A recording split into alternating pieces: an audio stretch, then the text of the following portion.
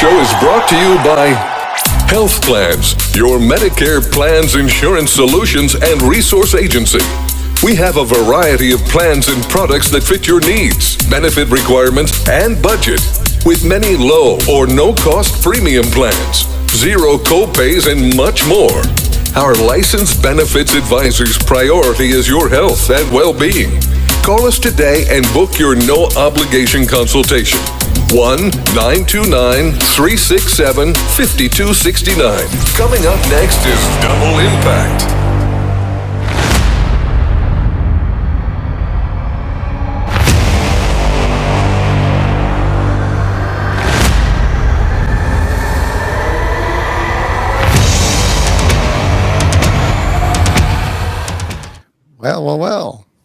Well, we are back. I am John C. Morley here, and I'm with Hurricane Age. And together we make up Double Impact, baby. That's it, baby. Welcome back to Monday. Yes, welcome back. We missed you last week. We did miss you. I know. Hey, listen, got to take care of business. Wi-Fi doesn't quite work in those other countries, right? No, it doesn't. And by the way, we are live in Facebook, LinkedIn, YouTube, Twitch, and Twitter. So, all right. Yeah, we got a party going on. This is everybody's show. So chime in. Tell us, some how your day's going. Ask us some questions. Be interactive with us. Yeah, this is your show. Double Impact is really for you guys, and we chat, and we don't have a script for it, so we're talking about different things. And again, you got John with years and years of experience in different businesses. So if you want to learn about business, just hit us. He can give you all the tips that you need. And, that believe and achieve thing that he has, that's the motto. And let's talk about that anytime. So that's one way. And absolutely. That's what we're hearing this week. HH, we got a great show this week. This week, we're talking about AVK. I won't talk too much about it, but this whole week is dedicated on what AVK is. And I'll just tell you briefly: auditory, visual, and kinesthetic. And so many people, including professors and teachers, believe that students are lazy, but they're not. They just don't teach to the right modality. Well, we could have a whole discussion about the topic. We could have a discussion on anything. That's right. Well, folks, if you have any, suggestions, comments on that, topic, we can chat and chime in. Yeah. I mean, again, if you have kids and you're not sure about the school and how it works and whether the kids are getting the right education or the format, hey, maybe this is a discussion we can have. I mean, we all have our own, views on this particular topic. So, and it's not just kids, HH. I got to tell you, it's adults too, because a lot of adults want to go back to school and they want to learn. I always like to keep learning, but some people are like, I finished college and I'm done. So I always say to people, and you're going to hate me for this, everyone, but just deal with it. This is raw.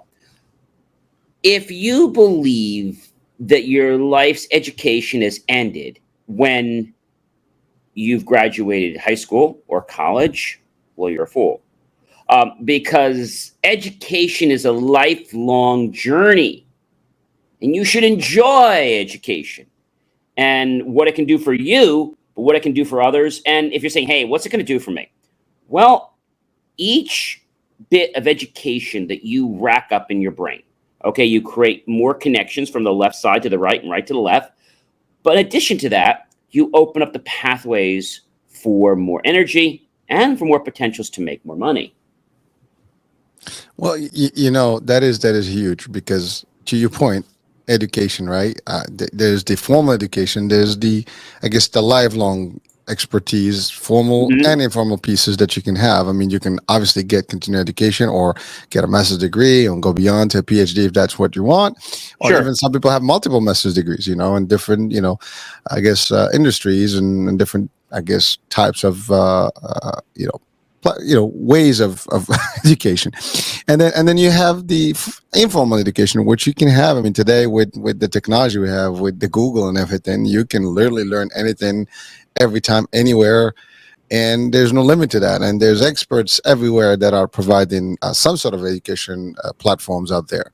I mean, podcast is a good way. You got another, form of education through even, I mean, YouTube. I mean, you think that that's just for fun, but there's some real stuff going on there, and some people actually come on and talk about things. Now, this may be not structured, education, but it will be stuff that you can learn depending on whatever topic you want. So there's all kind of stuff, and then there's the practical stuff, right, John? I mean, the stuff that you learn at Absolutely. work, and Absolutely.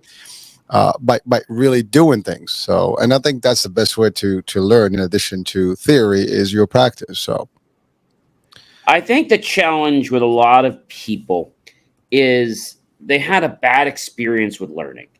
And I can speak to this because when I was in college, I had a bad experience. Actually, in high school, I had a bad experience. I never liked math. I love math. I'm an engineer, but I hated math in the beginning. The reason I hated math so much was because my teacher was teaching in only a visual modality. And I am an auditory and a kinesthetic person. And she kept saying, well, John's just lazy. He doesn't want to do anything. My parents were like, no, I don't think he's lazy. I really don't think he does really well in science. He goes, yeah, well, we're not a science kind of class. We're not a physics class. We're a math class. So my parents were like, well, maybe you should change the way you're teaching it. Are you trying to tell me how to run my class? Well, if the students aren't, comprehending it, maybe it's not the students. Because I know he's not the only one that's having challenges understanding your class. And everyone else that taught him math in the past, he seemed to like. But when he got to your class, he seems to hate it. Well, that's because he's lazy. No, he's not lazy. John, you're bringing up a great topic there, because sometimes people are judged, and at any given time, to your point, you might have a different way of learning, and everybody is unique in their way. And to Absolutely. your point, not everybody, and unfortunately, that's the way it's taught. I mean, it's just one format in general, and it's blanket for everybody, right? And some people catch on quicker. Some people have, I guess they enjoy it that way, and some people may not. To your point, if you are auditory, that's one thing. If you have Mm-hmm. visual, is in one. Sometimes you combine Mm-hmm. both. I like the visual effect myself. Like, that's how I like something that's So we have to animated make from- sure that we paint a very clear picture for you to see. Exactly. and for you, we want to make sure you get the whole concept and you can hear it well, and just kind of absorb that whole information, right? But And, again, and I think that's important. It's if you notice what we did there, everyone, we know what the modalities are, but it's also the words you use to kind of tickle the brain, because the words are the precursor that get the pump to prime to listen. That's kind of how it works. You could say we could do something auditorily, but when you talk about it and use those words, it's going to excite the brain. Like, oh yeah, this is something I can really grab onto. Mhm. And I think that's a slight challenge for some people, because they feel they don't understand something, but it's not that they don't understand it. It's that it's a different language. And I'm going to give you an example. So right now, you and I are talking English, okay? Let's assume some of our viewers don't speak another language. Parlez-vous français? Je m'appelle John. Et vous? Okay, so nobody knows what the heck I just said, right? When I talk to you in English, you get what I'm saying. I said my name is John and you, but you had no clue what I was saying. So when we talk in the right language, we pay attention. Learning modalities are about using the language. Now, see what I did there? Not language just in words, but language as in how we communicate to the brain. It's not just about, I use the analogy of French and English, but a language does not just have to be in the words. It can be in the manner in which it's taught. For example, if you are in a factory and you're teaching people how to load boxes with candies, and you tell them how to do it one way. There was this wise person, I have to share this, and he says, tell me what you want, and I may forget. Show me, and I may not remember. Involve me, and it'll become a part of my life. So do you get involved? And here's a real one that's going to send you for a loop. When you go buy a car, I'm not going to get into the whole detail, but when you go buy a car, did you know there's a language pattern that actually unlocks you buying that car, insurance, whatever it is. Everyone has a language pattern for everything in life. The problem is most salespeople don't take the time to get to know the person. So if, let's say, you bought a car, the first thing I'm going to ask you, HH, is, so HH, you bought a car. When's the last time you bought a car or leased a car? Me? Mm-hmm. January and February. Oh, so 2 times, January, February of 2022. Yeah, Okay. both cars got renewed. I mean, they were turned. Okay, so. all right. Well, that's good. So, just curious, when you went to go, check out that car, what was it that first made you want to make that purchase? Was it something you saw? Was it something a salesperson said, or was it a feeling you got in the room? What made you want to go plunk the money down for that car? For me, it would be the feeling. I mean, if I don't get the vibe, it's over. and the feeling of what? Did you like how safe it felt? Did you like the thrust? What did you like? What feeling were you going for? Well, again, if the right car, the right price, and the right attitude, I mean, I would say that's a combo for me. So the feeling. What did you feel when you noticed that car? What did you sense inside your body? What did you really drive home? That's the car. That's the one. That's the car. Did you feel safe? Did you feel like that's me? What was going through? Talk us through a little bit. What was going through your mind when you said that's my car? What did you feel like? Tell us, because we can't feel inside you. What did you feel like? Well, safety is first, right? And so it had to have everything that I look for in the vehicle. So security. You wanted that sense of security. That's right. You and your family could feel safe. And so after you know that car was the one for you, and it's going to make you and your family and loved ones be safe, what's the next thing? Something someone said? Something you saw? No, it was just a deal. They had to put the right terms for it. So I had to put the right terms. So what was it? Was it when you heard it from the salesperson's mouth? No, it's when I put all the numbers together and it made sense. I mean, it wasn't. And was that on paper? That's right. You got to put it pen to paper. So I understand, HH, that you're looking for another car, and you just bought 2, and I understand that, and I know today you're looking for a car, and I know that you're a gentleman that wants to get a car that is just going to protect you, and this XYZ not only has the latest and best security standards on the market that exceed the federal standards, it has some numbers that once I put on the screen, I think you may want to take her home. I like what you're ready to buy that car, aren't you? I am. So show me the money. So your pattern, okay, basically was a kinesthetic. So you were kinesthetic, okay. Mm-hmm. Then you were a visual, and the last one you really didn't say, but we figured it out, was an auditory. So you were KVA. So somebody's trying to sell you a car. If they use KVA, you'll always buy a car. See, that's your key. And there's a key for everything in life. It's a relationship, but most people don't take the bloody time to figure out what the heck he's talking about. I just want to sell the car. There was a guy today, and you guys know I own a printing and marketing company, and it was time to upgrade equipment, unfortunately, because they were going to charge me more money to actually maintain the old one than the new one. Get a new one, yep. So I said to the gentleman, I said, I'm not looking to buy a new Ferrari or help you finance yours. I'm looking to get something that's going to help me grow my business without it costing me any more money. So I talked to the guy, and I said, it would be really great, but I know you probably can't help me. I would love to get that machine for the cost of the maintenance and just own it. Even if the machine wasn't brand new, even if it came off a lease, hypothetically. But I could have that sense of mind that I had 24-hour support on that machine without any more money than just a few clicks. He starts sitting back in the chair. He says, well, it's funny you mentioned that. We actually have 2 such and such coming off of leases from a neighbor of yours down the street. And, if I could intercept that truck, there might be a way to make that happen. And he gives me a number, and I'm like, that number's just a little bit north of what I was looking for. If we could get just a little bit south, I think I could do it. But what really would drive it home for me? See, now is the holidays and it's not the busiest time for us. I wish I could have 3 or 4 months, that I could just have it and then be able to pay it later.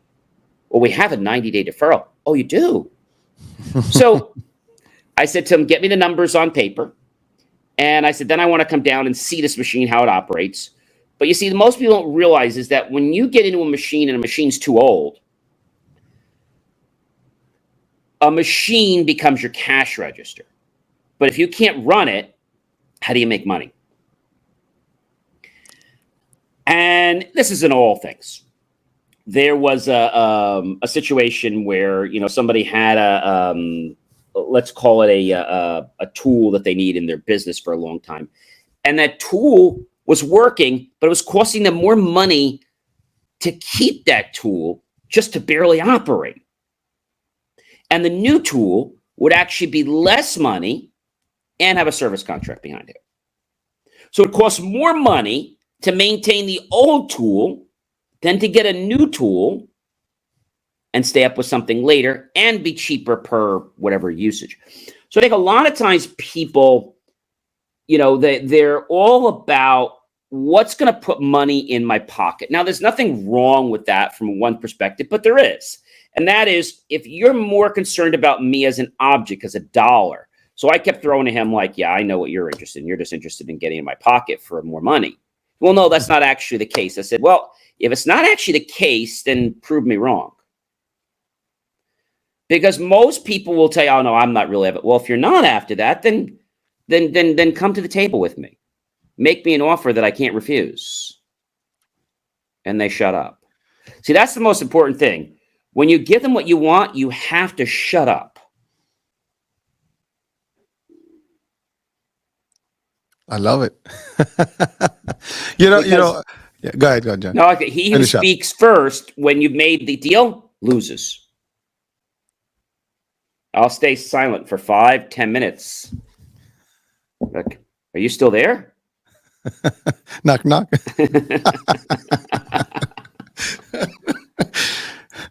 Hold on.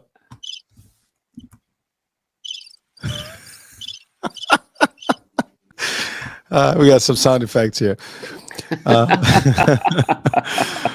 Oh my goodness.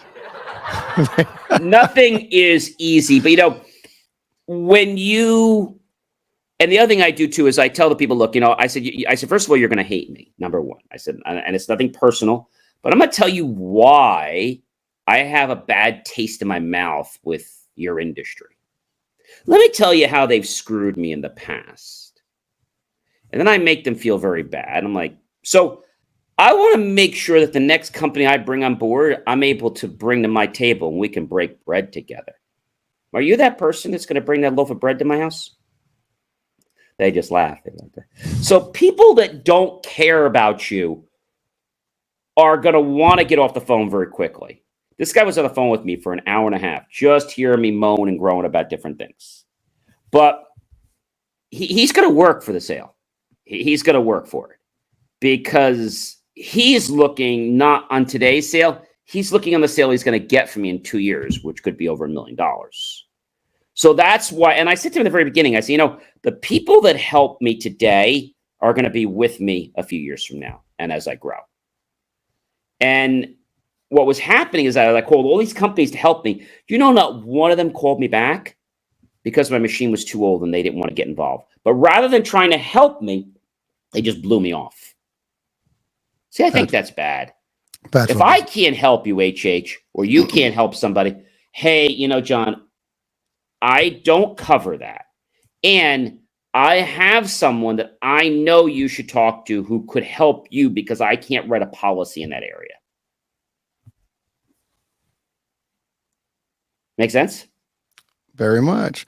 Well, it's funny. I'm listening to you, John, but right now, just in this exercise, we've done quite a bit here, in terms of communication education right there. So we've done the role play, which we didn't wing, and that was interesting because really it was nice, like doing your surveying of me and kind of doing your probing and breaking the ice a little bit, and then you went into like some of the way to negotiate business and really get stuff, but also you highlighted almost like the do's and don'ts in a very short way.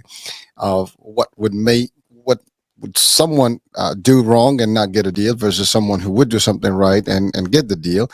And you introduce the idea of being patient as a salesperson. You have to actually listen and just go with the flow and try to get to understand your customer well enough, and don't look for the quick fix and the quick Exactly. deal. Yep. Exactly. And I would tell you another thing. Get rid of the hat term salesperson. If you think you're a salesperson, that's all you are. Nobody wants to buy from a salesperson. I don't. You don't. Right? I want to buy from someone who's a consultant, someone who's concerned about my best interests of mine. You know, it's funny because you probably know this, but salespeople are the second most hated people after lawyers, apparently. Well, at least that's what. Why I didn't become a lawyer, because I said to people, I can't lie for a living. And every lawyer I talked to, I said, I went to pre-law, but I just decided I couldn't lie to people for a living. And they just kind of like, Well, I mean, I guess some do, some don't. But the fact of the matter is a perception. They twist the truth a little bit. And lawyers that are ethical, okay, are going to state the case, because I always feel that if you're going to win, you got to win that case based on what's truth, not by what's slightly untruth. I'll give an example. I've known people that have sped, unfortunately. I'm not a speeder. And they got a brand new car. And let's say the speed limit's, 55. And they're doing, or let's say it's a neighborhood. And the neighborhood speed, it's supposed to be 25. Yep. And they're doing 30, 32, 33. Woo, woo, woo, woo. They get pulled over. They get a ticket. Okay. And the first thing that goes through people's mind is, oh my gosh, I wasn't speeding. So instead of saying that, this was my fault, here's what they do. Now, I'm not saying they're wrong, but I think this is a little bit pushing it. They get to the court and, it's a brand new car. Okay. So they say, this new car has a different type of spring mechanism on the gas pedal. And because of that, it causes a different amount of pressure to be noticed when you touch it, which is not absolutely untrue, but I think that's a reach. Like, you should know how to frickin' drive your car within a week or two. The car was not a week old. The car was 6 months old. Now, I could have bought that in the first month or two. I could have bought that, but not 8 months out. There's a different type of spring in the gas pedal, and it has a lot less viscosity in it, so when you press it, it goes down faster. John, they call that technicality, right? Yes. A lot of people go down with technicalities, or make it through because of those technicalities, and the low. As they say, right? It's a very famous, I guess, expression. You don't find the justice in the court of law, you find the law, and the law has loopholes built in, and as long as you know how to navigate the laws, you can make it happen. Look at those people. It was out in the West or South a long time ago, and this guy, it was a famous movie, Danny. And basically, what happened? The two boys, they basically were at this Sack of Suds, this store, and they got arrested because they were the ones that they said held up the store. And after back, forth, they discovered that Pinto could have never made those kind of marks in the tire. And how could you ever have known when you yourself said that when you make grits, you don't rush grits in the South? So how could you possibly have known that it was only 30 seconds when you yourself said you were still making the grits? And try these glasses on for me. How many numbers? Show the court. She's holding up two. No. I'd like to do it again, but I'd like Mrs. Grid. Oh, of course. Let the court know she's holding. No, I would like her to answer. I'm sorry. Yeah. 3. Oh, maybe I do need glasses. That's two. So maybe you potentially didn't see what you thought you saw. John, I think you missed your call in there, baby. I do law. I do law from the legal standpoint. I've had 4 kids arrested in the last 6 years, and I've been brought in to do expert testimonies. I just had one. I don't know if I told you. I can't give you the name. We've sued Facebook actually 12 times in the last 4 years, and we've won. Not me, but for the client. Mm-hmm. And I hit him with the jugular. I don't play games, but I go after their investors, and I let them know what's going on, and they don't like that. But I'll tell you one thing: they don't mess with me because they use all these robots and all these different things. And it's just interesting because, I had a guy who works for corporate protection security company where they do like guard service. Mm-hmm. They came to me because their Facebook got hacked. Not only did their Facebook get hacked, this is the funny part. He is in a different marriage. Okay, he's entitled to do that. So he's talking to his ex-wife through Facebook chat. I don't know why, but he's just, I guess because the kid's just checking. And he's asking how they're doing. And he says, oh, they're doing fine. I just wish I had enough money to buy them food. So what about your husband? Well, he really doesn't give us much. He's making tons of money, but he doesn't give us like enough to get food. So how much they need, the boys and the clothes. So he gives her $500. Within a week or two, her husband finds out about it, immediately gives the money to her so he can pay him back. But that'd be fine. He hires a person on the undernet, the dark web. This is what's sick. To go after that person that gave the money. Now, not in life, not in like physical reality. He goes to haunt their Facebook Cyber. page. Yup, he goes to haunt the Facebook page, and then he posts something that is very X-rated, and then he reports the page, and it gets suspended.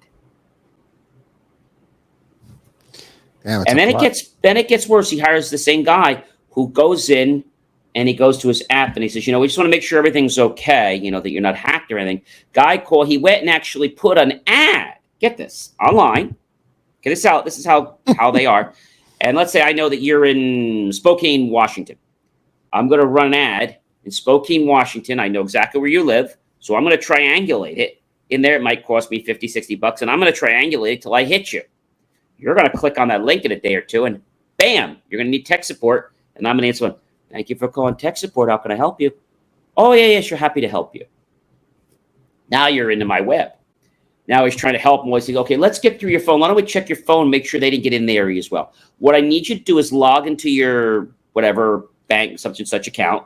Okay, now what I want you to do is I want you to send $669 to your friend. I don't need, just send it to your friend, okay? Now, 669 is a devil number. Sends the money out. Friend gets the money. He says this nonsense. I'm just going to say, okay, have your friend send it back. He sends it back. He sends 700 back. Within 5 seconds, he goes, son of a, I just bought $700 worth of Bitcoin. How'd that happen? So when the money came back in, he was monitoring it going out. When it came back in, he grabbed it. This case took about 2 weeks to resolve to get his $10,000 back. Damn. But the point I'm trying to make here is that people that are, what should we say, off their rocker or have these big egos, they think they can go to the dark web and they can pay them money and then they can just go bring somebody down, which I think is just terrible. But there are people out there that do that. I have a very good friend of mine who's been on my show a lot of times. He's a national psychologist. And I brought him on my show several times, and we always talk about different things. And he had a post the other day, and I responded back to him. I said, I said, Dr. such and such, and I said, I had a situation. I said, there is a financial analyst. I said, and it's always these people, they think they have an ego bigger than the creator, and that nothing, like, it doesn't matter, and that the only time they really care about anything is when it's about them making money, because the attitude was, I don't have time for people. Who says that, HH? Who says I don't have time for people? Right? Good question. But I've noticed, no disrespect to the industry, the number one industry. Okay, now if you're in the financial industry, mea culpa, maxima culpa to you. I'm sorry, but basically, there's been a lot of people in the millennial age and coming in now that are exploiting people, because in the financial age, they think their stuff doesn't stink. And they're also the people that believe they can job hop every 6 months because they think they can. And they do. But you know what really bothers me, HH? Not the fact that they hop jobs. What bothers me is you're now the, the assistant such and such of risk management. Now you have interns working under you, and they work on your project, which is great. They get some experience. I suddenly go into the boardroom to give my presentation. And now there's a problem with the presentation. Okay. Well, what do you expect? I didn't do it. Somebody else did it. There was an intern. Of course, it's not going to be any good. But I want to give them a chance to work on the project. So just throw them under the bus. Okay. Okay. Now they do an amazing job. Like, Tim, that was such an amazing presentation. I know. What else would you expect? I am a Fordham graduate.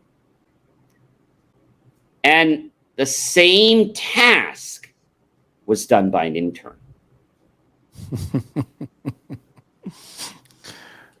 Enough said. That's a problem, HH. It is. It is. I mean, listen, John, you're alluding to a few things here, I think, for our audiences, just to clarify some of the stuff.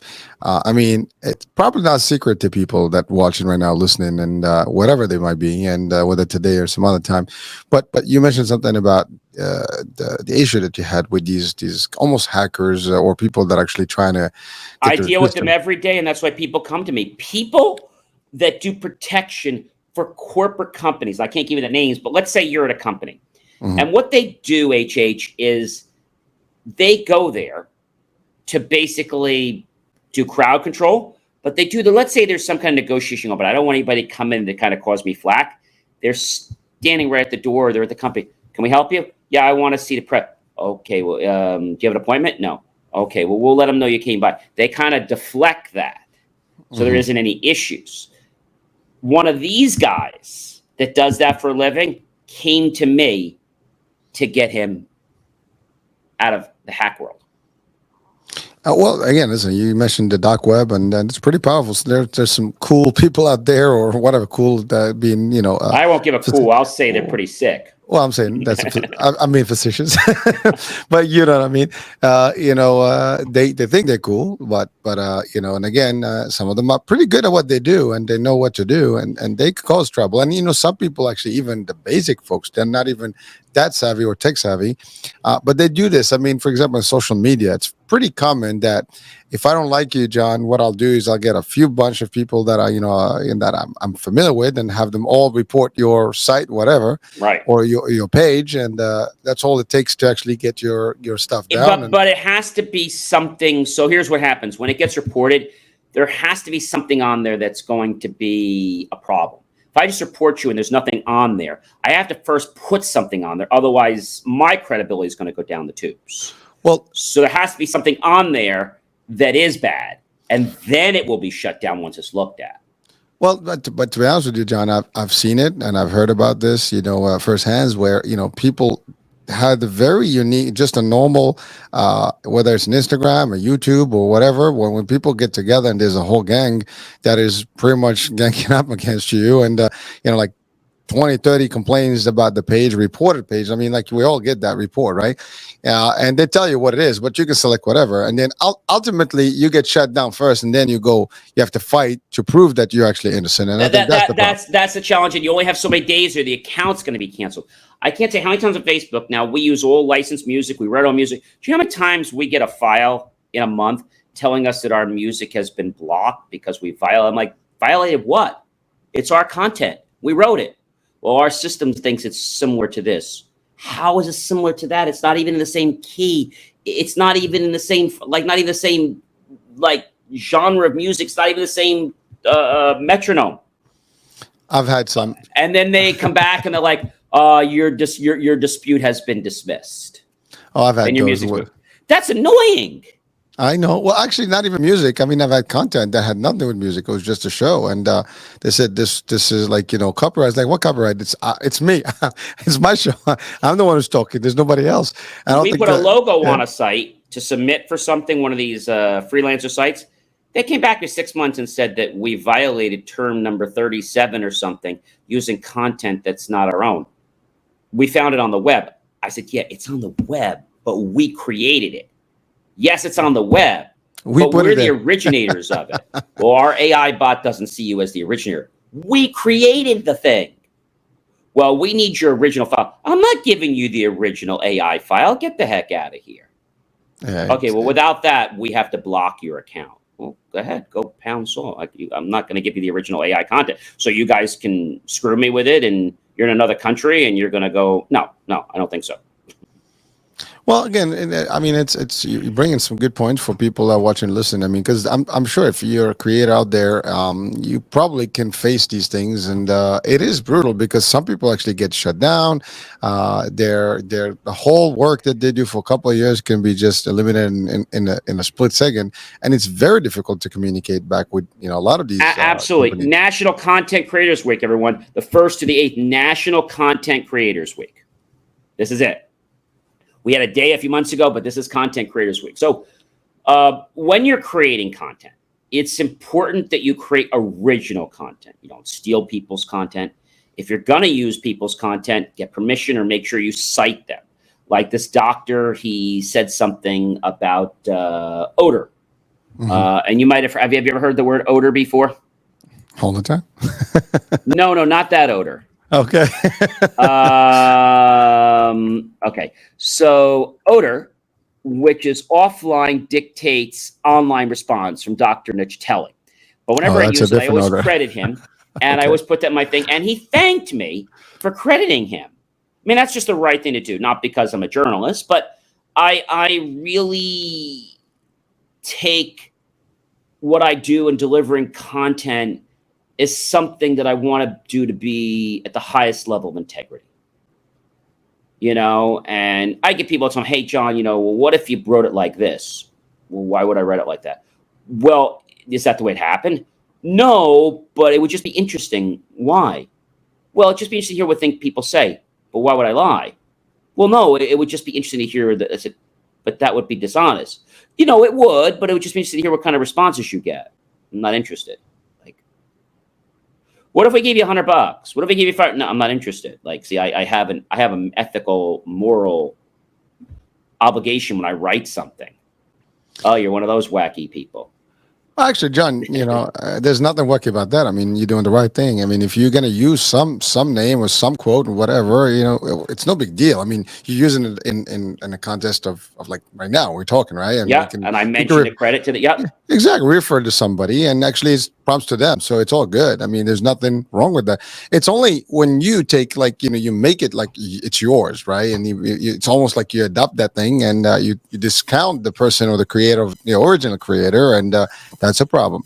So it's crazy. Now that can happen in error, innocently. But if you're doing it on a regular basis, so when you create content, you have to make sure that the music you use, even the audio, like our audio program, you can't just take this and just pop it into your own thing. This isn't a TikTok. This isn't an Instagram where you can just magically match the reel into your own. It doesn't work like that. You see, people's original content is original content for a reason. And so if you want to use that content, or mix it into something you do, you have to give the show or the people credit for it because, again, that's dishonest. So I think what I'm trying to say here is National Creators Week is that when you create content, you also have to make sure your content, your hashtags are relative to what you create. If I'm creating content motivation, I suddenly put popcorn in there, but I don't have anything to do with popcorn, but I know popcorn sells at the holidays. That's kind of being dishonest. John, just a quick note. I don't know if you hear it. There's some static. No, I didn't hear anything on my end. Nothing. I'm Crystal Isabel. I'm hearing some static, so I don't know why, but I hope it's not in the feed here. It's not. It's not in the feed. All It right. must just be on your end. Maybe just a local amp. I mean, I'm not getting anything here. I guess we're talking about hacking. I don't know what's going on. I guess I got bugged already. What's up? Damn, that's Uh, pretty good. Yeah, what's up, guys? Oh man, you had to so, have some so fun. speaking about that, I get these people sometimes on the show. Look, we even had it, but when the shows grow, you get these people that try to come in and do all these comments, and I don't get mad. I'm like, so we do our contents before we put them on the air. So for those of you guys that are just coming in here and just pasting your obscenities, we're gonna put you in a timeout. But then I say, I feel really bad that you have a life. You have to stoop so low to just get some feelings of recognition. There's nothing in your life that you enjoy living that you have to just triple over people's content to try and improve lives. I feel sad for you. I hope you someday that you find your purpose in life. And these people, they just like they go nuts. And I think what's that? No, I lose you? the stat. No, I didn't lose me. It's just the static. It's just It's on your end, and it's probably in the local amp because I'm not hearing any of it through the feed. no. That's good as long as it's not, it's not affecting It's the. not feeding anybody. It's unfeeding anybody. Hey guys, if you're So watching, hey, tell us if there's a noise here. beside us, but so I think those are the things, and you're gonna get these crazy people that are kind of come in and try to bomb your chats and things like that. You're gonna get that, and I think and I've gotten some people in when I did my IFL show. I'm saying happy to help. But then they come in with their obscenities, or they come, and I'm like, it doesn't seem like you're really serious about improving your life. It sounds like you just think life's a joke, and frankly, my time's worth more than that. So I'm going to move on to someone else. And I Why think you not? just have to treat people in a respectful manner. I think that's really the key. And if you are someone that feels called to create content like we do, I think you have to understand what your purpose is. And I think you have to be consistent with what you do, know why you do it, and if you get someone that tries to rain on your parade, don't have a heart attack with them. Just like, you can respond to them, you can ignore them, you can block them, but they'll probably still come back under another IP. But what I always say to do is to communicate with them with love and kindness. Now, usually what happens is they just go away. If you're nasty and rude, they're going to try to just cause more damage to you. So I always say to them, hey, I feel really sorry. Sorry your life's not going the way you want, and this is how you feel that you can make yourself important. I just hope and pray that someday maybe you'll be able to do things that are going to make everybody happy. John, you're making an interesting point about the presence of some people that, to your point, they might have nothing else to do, and they just, to your point, they just literally crap on your stuff, and for no reason. Sometimes just because they just can, and they're still on there, and that's okay. People have entitled to their opinion, but for me, I this is how I look at it. If I don't have anything good to say, I don't have to be watching, right? I just move on to the next, and that's it. Right, you What do move on. Everybody has a right to a comment, and but if that comment's going to be negative, or it's not what I call constructive criticism. Now we all know the difference. Constructive criticism is when you make a comment with the intent to improve someone else. Okay, if you're making a comment to just diss on them, well, that's not constructive criticism. That's just you being a jerk. and then unfortunately, you got the good ones and you got the bad ones. It's a pretty mix out there. And but listen, at the end of the day, to your point, you said something very simple and powerful as always, which is keep going, you keep putting the right content in there, and it's for the purpose of educating and helping people. We started this discussion with education, right? And it's about information and educating, enlightenment, and sometimes inspiration and motivation. I mean, believe it or not, these are my mottos. My mission in the network here. But the fact of the matter is, it is just about that. Every time you listen to something, a show, it doesn't matter. You watch something, you're gonna learn some things, and you can filter the good, the bad, whatever you want. And if you can Yep. extract one piece or two pieces in each, I guess, episode, then you're good. I mean, that's good. I mean, imagine if you watch 10 shows, as that adds up quickly. 100 shows adds up Like quickly. I tell people a nugget. Try to Yeah. take at least a couple of nuggets out of the show because there's a lot that we say. Yep. And the one thing you guys might know a lot without getting too into this, but there's something called language patterns, as we were talking about before. So, language patterns are developed for the purposes to interrupt somebody. That's why they were created. So, a lot of times people will say something like, there may be something that you don't like, or maybe you're trying to create an agreement. So, two phrases that I use, and they're really very powerful. Hurricane, have you found that a person with your business and the challenges with all we're going through in the economy makes it important to actually have the right coverage, and increasing your coverage might be a good thing to do at this time, don't you think? Yes, So sir. the have you found is a very light way to soften it. Or I could say something like this. I'm a person that's positive. But just suppose that there was some type of accident. I don't wish it, but just suppose there was. Wouldn't it be nice to know that you had that coverage so you could file the claim, get your hot water heater replaced or your ceiling fixed, and not have to have a financial stress about it? Wouldn't that make sense? Like it. So those are two very important pattern interrupts. Have you found, it works in relationships, have you found, Julie, that you being free on Saturday night is actually a very good reason that we should actually go on a date?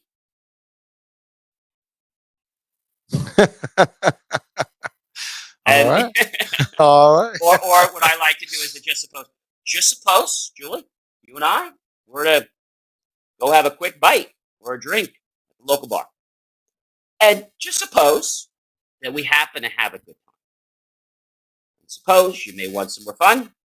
Just suppose we went bowling afterwards.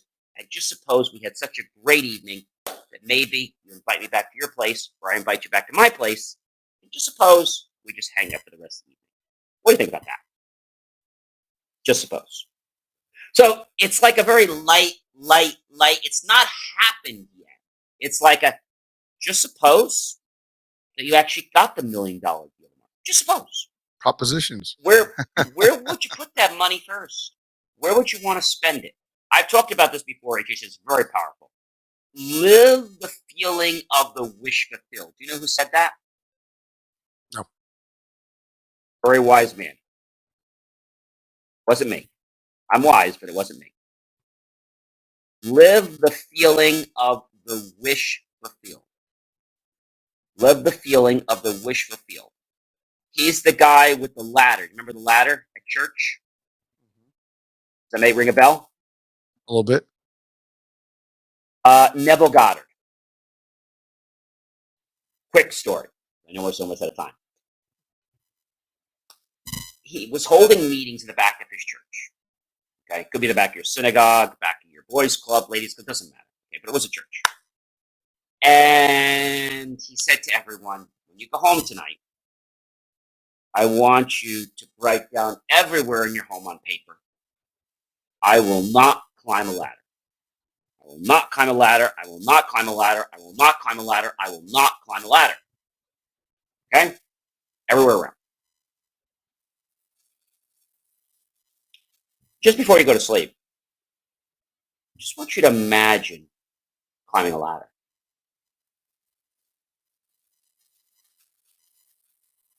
And you know what he said? Next week, those of you that climbed the ladder Meet me back here at 7 p.m. Those of you that haven't, well, then you just stay home. And the people were like, this is nuts. He just said not to climb a ladder. He goes, you will climb a ladder. I said, no, I won't. More than half the people came back. And they're like, son of a gun. I climbed a ladder. Or they're doing something. You're going, I just climbed a ladder. Jeez. Like, you're going to do it. So if you go there in the mind, we're doing, going in the mind, you'll eventually go there in the body. Mine is powerful. And it's funny because like curiosity kills the cat type of thing. You tell somebody not to do it, they'll do it. Well, it's not the not. See, the not was to kind of emphasize your brain not. But when you thought, the whole point, you didn't have to do the not. That was just to emphasize to you that you were not going to do it. Like, kept it really, but it did nothing. It was you thinking about climbing the ladder. And then when a day or two, somebody you go up to like, oh, what I just do? I just climbed a ladder. That's a suggestion. You can even do that with if you're having trouble with weight. I will let's say you can say to yourself, because you're going to do the thing is, I will not go to the gym. I will not eat healthy. I will not eat healthy. I want to eat everything on my plate. You go to bed, you just think about, I'd like to eat healthy and have more energy. Suddenly, start eating healthy. So when you get into a vibe or a rhythm, your body is so attuned to it, likes that feeling.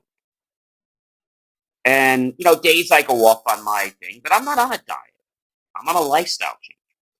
And, I take my Luminette, I do my things, and everything I do, I log. I can tell you something real quick. The other day was National Donut Day. Do you know that? I saw that. I saw your post. Yeah, so you're probably saying, how does somebody like me have a donut? And I never had a Krispy Kreme donut in my life. I have to say that good. Well, I want a Krispy Kreme donut, but when I looked at the calories, I had a heart attack. Oh, yeah. How am I going to do this? So after lunch, I went down to Krispy Kreme.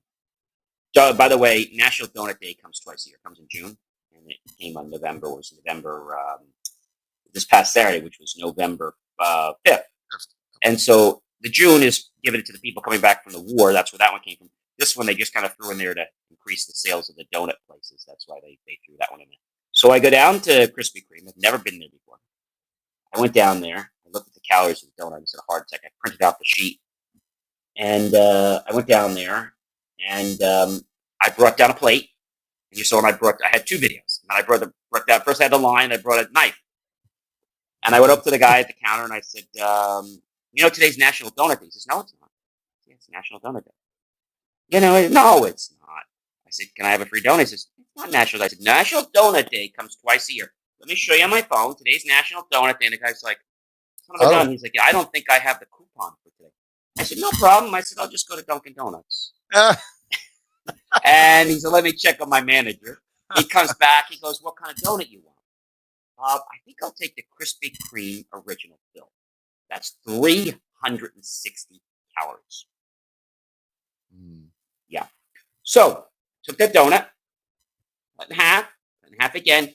I had 1/4 of the donut that day, 90 some calories. I had another 1/4 the other day, one today, and one more tomorrow. So I had that 1/4 of the donut over like 4 or 5 days. So you can have whatever you want. You just got to have it in moderation. They all thought I was nuts. Now, on Sunday, I don't know if you saw, was National Nachos Day. Now, nachos did not originate in Mexico. I don't know if you guys will know that. Anybody know what nachos originated in? I have no clue, but I'll buy your information legit. Go for it, baby. No, it absolutely is legit. Everybody says, oh, they came from Mexico. No, they didn't come from Mexico. They came just over the border of El Paso, Texas. Okay. So I went to Dave Buster's, had like a 2-prong there. I said I'd have one of the things we're going to be having for the kids' event. And I said, I'm also going to do a double bang. I'm going to talk about nachos. And That nachos plate I had was 1,000 calories. That was my lunch and my dinner.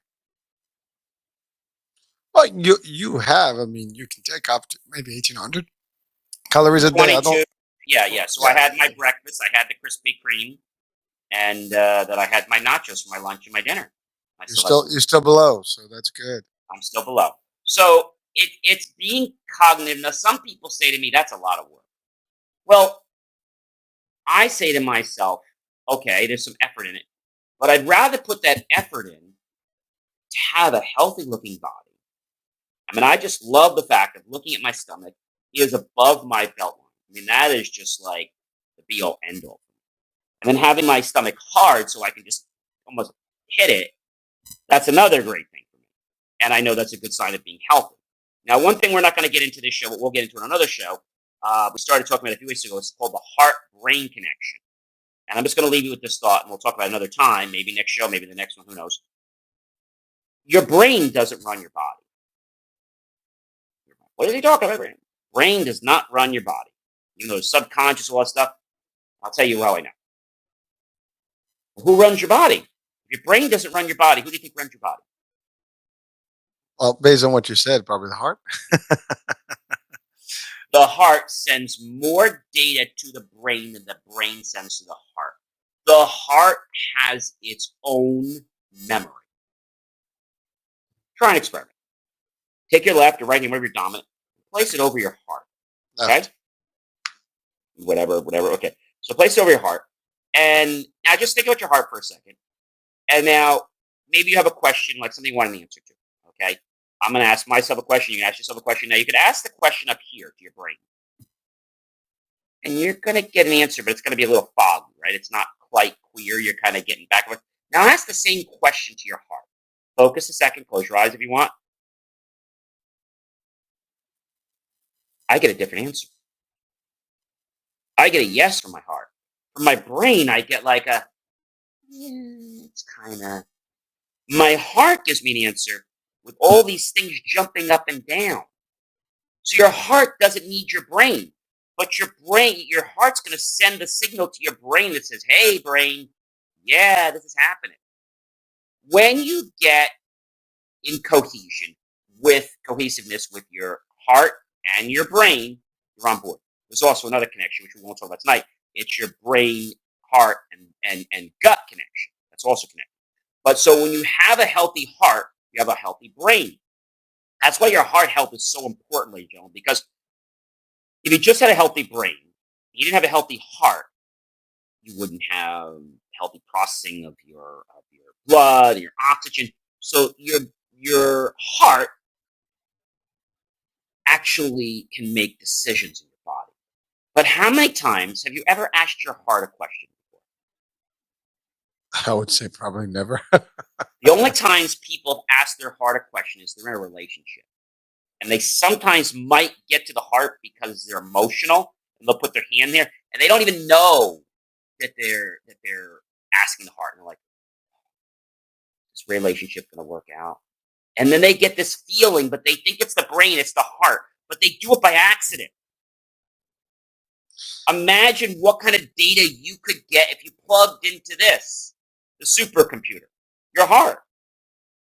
Now, the bad news is you can't just do it right away. You got to practice it. And you got to trust it. And your brain's be like, you know what? I'm just going to let the heart ride. I'm just going to just sit in the back seat from now on. I don't need to do it. Let your brain take the back seat. Let your heart run the body.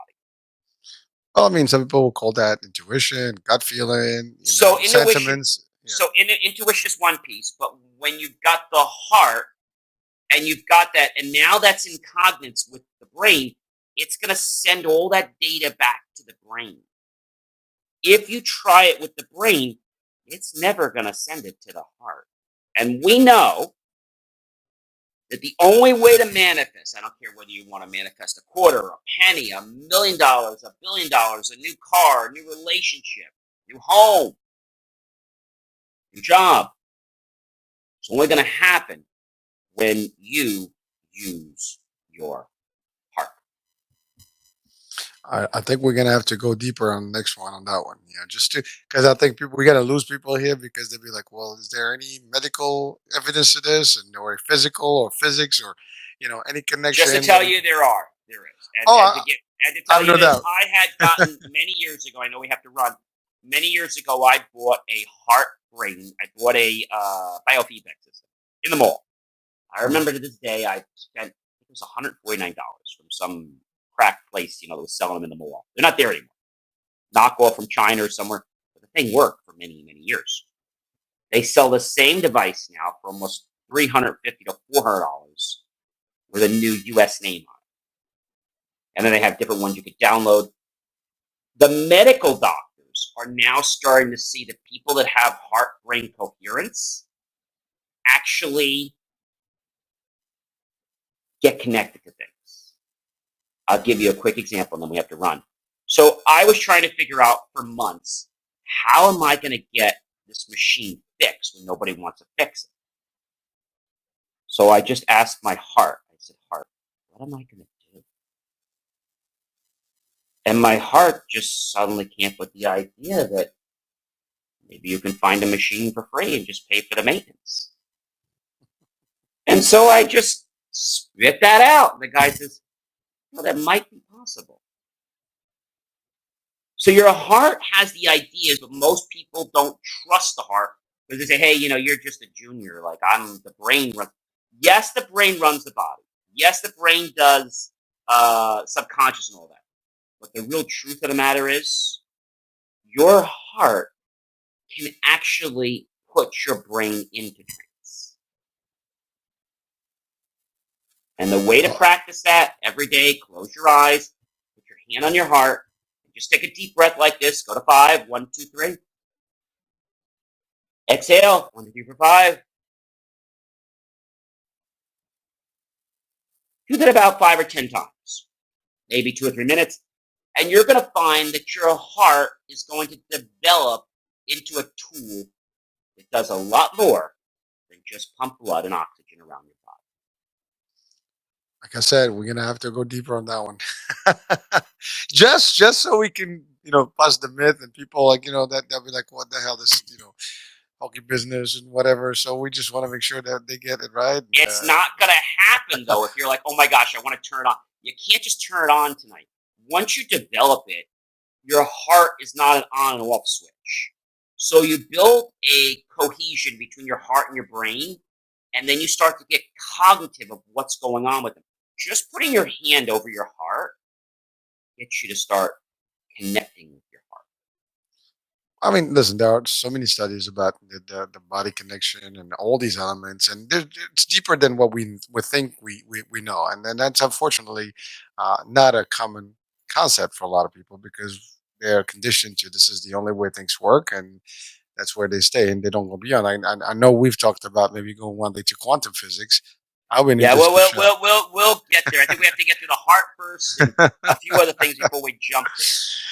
Yeah, I think we'll just be like losing everybody at that point. But hey, but it's all good. It's in all good purpose, and that's the bottom line of it, right? We want you to know some stuff, and oh, And there you goes and you me. you guys know, I don't know if you guys know this, but do you know that I actually I healed uh I broke my tib and fib many years ago, over 5, 6 years ago. I I- healed my tib and fib.